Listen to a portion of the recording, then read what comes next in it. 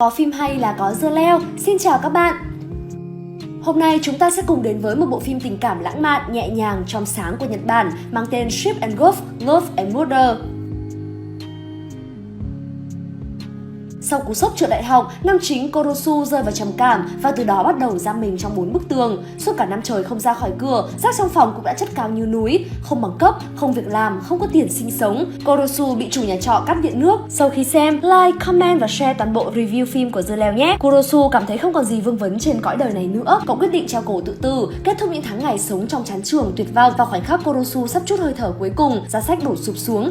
Tự tử không thành, Kurosu lòng đau như cắt, nước mắt đầm đìa. Có mỗi tự tử mà còn không làm cho ra hồn thì kiếp này có muốn bỏ cũng chẳng bỏ được.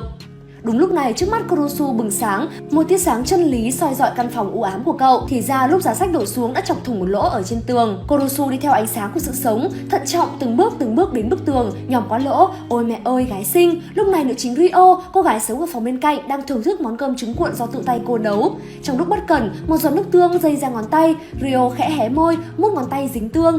Kurosu nhìn thấy mà không khép nổi miệng. Có cô hàng xóm dễ thương thế này mà sao bao lâu nay cậu lại không hề hay biết. Từ ấy trong tim bừng nắng hạ, Kurosu không còn suy nghĩ tự tử nữa. Và cũng từ ấy, việc nhìn trộm Ryo qua chiếc lỗ đã trở thành thói quen và đam mê mới của cậu. Kurosu ngày càng túc trực bên bức tường, háo hức nhòm qua phòng bên cạnh, bắt chọn từng khoảnh khắc đời thường của cô con gái hàng xóm xinh đẹp. Hôm nay là cô bé nhà bên ngọt ngào trong sáng, ngày mai là nàng thơ dịu dàng ấm áp.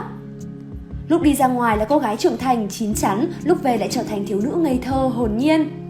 Và ngày nào, Kurosu cũng thấy Ryo chăm chỉ, miệt mài học tập. Lúc này cậu cũng nhận ra mình đã bỏ bê bản thân quá lâu rồi. Một hôm, Kurosu đang trong lúc đói cồn cào thì nghe thấy tiếng bên ngoài của tiếng con gái. Cậu ra ngoài nhìn, là em gái của anh chàng lầu dưới tên là Hakuro. Kurosu biết Hakuro thường mang đồ ăn tới cho người anh trai cũng học lớp 12 như cậu. Haruko chỉ vừa đi khỏi, Kurosu đã vội vàng mở túi đồ ăn cô đem tới, ăn ngấu ăn nghiến. Và Ryo vừa hay cũng đã chứng kiến tất cả. Kurosu lắp ba lắp bắp phân bua, cố gắng vớt vát chút liêm sỉ cuối cùng. Nhưng Ryo cũng chỉ dịu dàng nở nụ cười và nói: "Xin chào, tôi cũng vừa mới chuyển tới dạo gần đây, tôi đang nấu cơm, anh có muốn lên dùng bữa với tôi không?" Đằng nào cũng chẳng còn liêm sỉ để mất, Kurosu đến phòng Ryo ăn ké một bữa.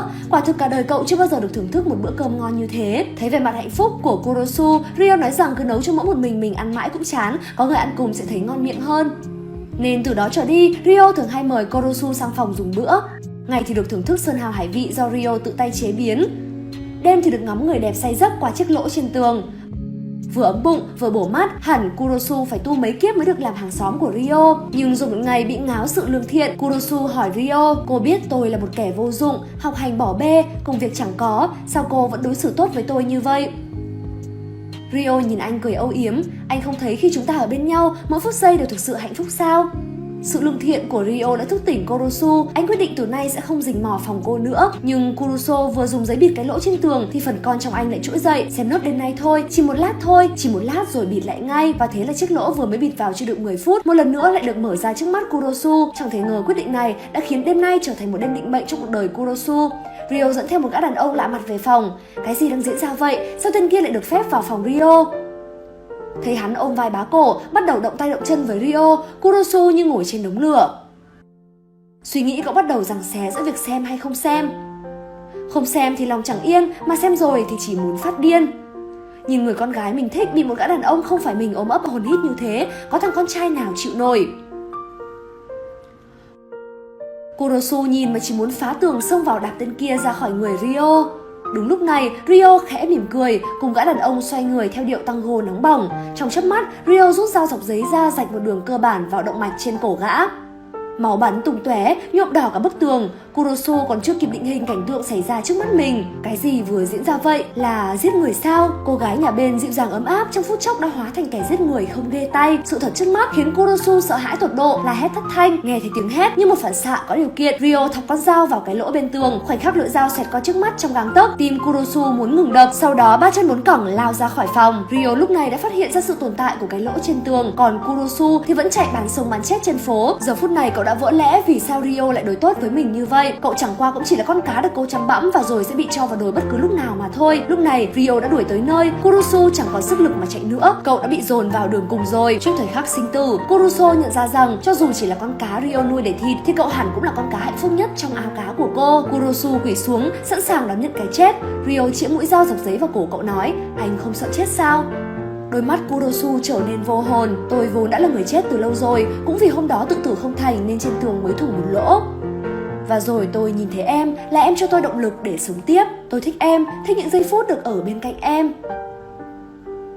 Cho dù hôm nay tôi có chạy thoát, thì ngày mai khi không có em bên cạnh, tôi cũng chẳng thiết sống nữa. Ryo nghe xong vô cùng kinh ngạc. Thật vậy sao Kurosu? Sau khi chứng kiến mọi chuyện ngày hôm nay, anh vẫn muốn ở bên tôi sao? Kurosu vẫn kiên định, muốn.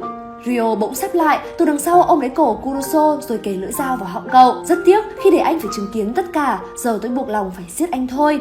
Nói cho tôi biết giờ phút này anh đang cảm thấy thế nào. Kurosu hít một hơi, tôi chẳng cảm thấy gì nữa, chỉ đợi chờ cái chết thôi. Nhưng nếu được chết trong lòng người mình thích thì có nhắm mắt tôi cũng thấy hạnh phúc. Nói xong, Kurosu yên lặng chờ lưỡi dao của Ryo cưới vào cổ mình, nhưng giọng nói của cô bỗng trở nên dịu dàng. Nếu anh thật lòng nghĩ như vậy thì chúng mình hẹn hò đi. Đùa kiểu gì vậy? Jeoleo xin từ chối hiểu. Ryo liếm vết máu trên khóe môi của Kurosu và nói, vị của máu tươi không tanh chút nào, nó chỉ hơi mặn mặn mà thôi. Ngày hôm sau, cô nàng quái dị này đã chuẩn bị sẵn cơm canh mang sang phòng cho Kurosu. Ryo nhòn qua cái lỗ trên tường, nhìn sang phòng mình rồi nói, thế này là em bị anh nhìn thấy hết rồi. Kurosu vội vàng nhận lỗi, xin lỗi, anh sẽ bịt lại ngay. Nhưng Ryo chỉ mỉm cười và nói, không sao, giờ chúng mình đã là người yêu rồi, như vậy thì em cũng được nhìn thấy anh mỗi ngày, giống như chúng ta đang sống chung một nhà vậy. Và từ đó, Kurosu chính thức trở thành người bạn trai tạm thời của Ryo, hoặc nói cách khác là chiếc lớp dự phòng cao cấp. Cậu còn phát hiện ra Ryo không chỉ là một sát thủ chuyên nghiệp mà còn là một sinh viên ưu tú của trường đại học hàng đầu Nhật Bản. Từ nhỏ Ryo đã không hiểu được tình cảm là gì và dần trở nên máu lạnh. Thú vui lớn nhất của cô là được nhìn thấy sự sống từ từ biến mất trong tay mình và chỉ có giết người mới khiến cô cảm thấy thỏa mãn. Kurosu không ngờ rằng mình lại là mối tình đầu của Ryo. Cậu cảm thấy bản thân thật may mắn. Để có được cơ hội này, cậu chết 800 lần cũng đáng. Đối diện với vô số ánh mắt ngưỡng mộ và đố kỵ từ bạn cùng trường của Ryo, Kurosu quyết tâm phải thi đậu vào trường đại học danh giá để có thể xứng đôi với cô. Cậu bắt đầu quay trở lại lớp học bổ túc, đồng thời tìm một công việc làm thêm để trang trải cuộc sống. Biết Ryo từ nhỏ đã luôn đơn độc và tách biệt nên anh luôn muốn cùng cô trải nghiệm những niềm vui giản dị của một người bình thường. Nhưng điều khiến anh cảm thấy khó xử nhất là mỗi lần hẹn hò, Ryo lại kéo tay anh đuổi theo một người đàn ông hoặc một người phụ nữ nào đó. Và sau đó, anh lại được chứng kiến một màn chém giết đầy máu me. Mỗi lần như vậy, cậu đều vô cùng tức giận. Anh là người yêu em nhất, tại sao lại bắt anh phải chứng kiến cảnh tượng ghê rợn này? Ryo nói cậu biết rằng những người cô giết đều là kẻ xấu và tội phạm đang ẩn mình. Cô sẽ không bao giờ lạm sát người vô tội. Nếu gặp phải trường hợp khó giải quyết, cô sẽ lừa đối tượng về phòng rồi mới ra tay. Những lúc như vậy, Ryo sẽ báo cho Kurosu đến quan sát hiện trường qua cái lỗ trên tường. Trừ những điều vừa kể bên trên thì Ryo quả thực là một bạn gái hoàn hảo.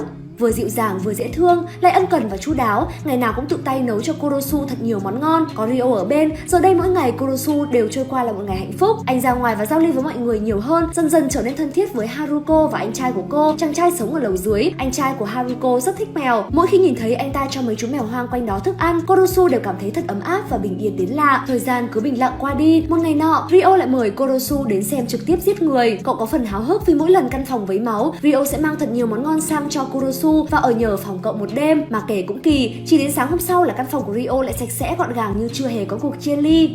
Hơn nữa, số người Ryo giết cũng không phải là ít. Vậy tại sao trên báo đều không hề đưa tin bất kỳ tin tức gì về những vụ án mạng đó? Những người bị giết cứ như tự nhiên biến mất khỏi thế giới này vậy.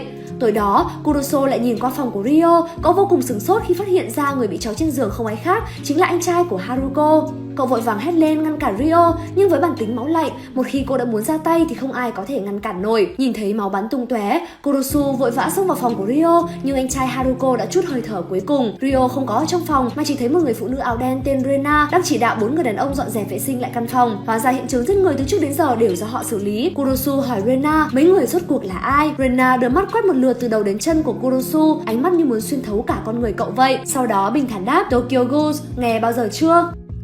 Ryo là sát thủ hạng 1 của chúng tôi, chẳng hiểu sao lại đi yêu cậu. Nhưng nhìn kỹ lại thì tâm hồn cũng đẹp đấy. Mặc dù bị bà chị áo đen dọa cho chết khiếp, nhưng Kurosu vẫn muốn được giải đáp những khúc mắc trong lòng bấy lâu nay. Ryo nói cô ấy chỉ giết người xấu, lần này là do các người ép cô ấy ra tay phải không? Rena lắc lắc chùm chìa khóa trong tay, ra hiệu cho Kurosu đi theo mình đến phòng anh trai của Hakuro. Sau khi vào phòng, Kurosu phát hiện ra khắp nơi đều có dụng cụ tra tấn và xác những con mèo đã bị hắn mổ xẻ. Thế giới quan của cậu dường như đã sụp đổ hoàn toàn. Những tưởng tự giam mình 1 năm trong nhà đã là bệnh lắm rồi. Ai ngờ phòng bên lại là nữ sát thủ giết người không chớp mắt, tầng dưới lại là kẻ chuyên ngược đãi mèo, giết mèo cũng nhất định phải chết.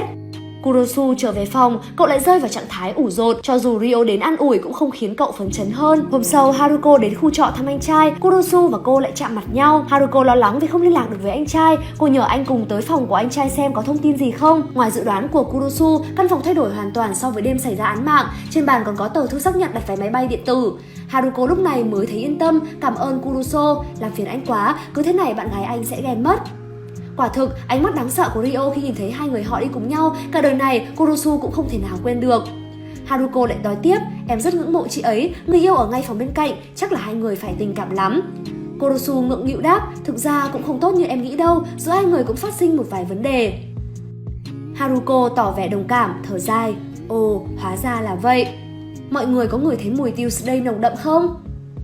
Suốt thời gian đó, Haruko thường mượn chuyện của anh trai để tìm gặp Kurosu, thậm chí còn bất ngờ bày tỏ tình cảm với cậu. Trong lúc hai người đang có những cử chỉ ái muội thì lúc này Ryo đang gặp rắc rối. Trước đó cô từng giết một thành viên của băng đảng xã hội đen nên giờ bị bọn chúng tìm tới tính sổ. Mấy tên xã hội đen cũng biết đến sự nguy hiểm của Ryo nên cũng không dám động tay động chân với cô, nhưng lại lấy tính mạng của Kurosu ra để uy hiếp Ryo, ép cô giết người theo mệnh lệnh của bọn chúng. Ryo không đồng ý. Cô lo lắng về nhà hỏi xem Kurosu gặp phải đám người lạ mặt nào không, thì lại phát hiện ra cậu vẫn còn đang dây dưa và mập mờ với Haruko. Hai người cãi nhau một trận. Kurosu khẳng định cậu giúp Haruko chỉ vì sợ việc Ryo giết người bị phát hiện chứ không hề có ý đồ gì khác. Hôm sau, Ryo mời Haruko đến nhà chơi, nhân cơ hội đó chuốc thuốc mê Haruko rồi ra tay trừ khử cô ta. Kurosu nhìn thấy đôi mắt hừng hực sát khí của Ryo, vội vã ôm chặt lấy cô. Giết người là việc làm vô cùng nguy hiểm, cho dù không bị cảnh sát bắt thì cũng có thể sẽ bị kẻ khác truy giết. Anh không muốn nhìn thấy em bị bắt, càng không muốn nhìn thấy em bị giết. Câu nói này của Kurosu đã lay động được Ryo. Haruko thoát chết. Sau đó, Kurosu đã hẹn gặp Haruko để làm rõ mối quan hệ của hai người. Haruko ngang nhiên nói xấu Ryo, chị ta chỉ lợi dụng anh thôi, chơi đùa với tình cảm của anh mà thôi. Em mới là người phù hợp nhất với anh, nếu anh cũng đồng ý thì 8 giờ sáng mai hẹn gặp anh ở đây. Haruko nói xong thì rời đi. Kurosu lảo đảo loạng choạng đi bộ về nhà, giữa đường có bất ngờ bị bọn xã hội đen trói lên xe.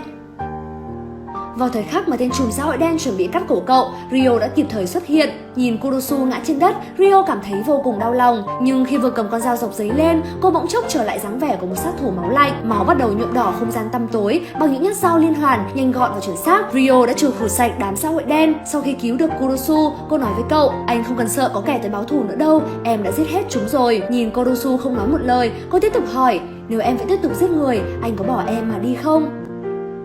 Kurosu lập tức đứng dậy khẳng định, anh đã từng nói anh thích tất cả mọi thứ thuộc về em. Ryo mỉm cười, hai người hôn nhau say đắm. Đêm đen đã qua đi, ánh bình minh bắt đầu ấm áp chiếu rọi lên khuôn mặt hạnh phúc của đôi tình nhân.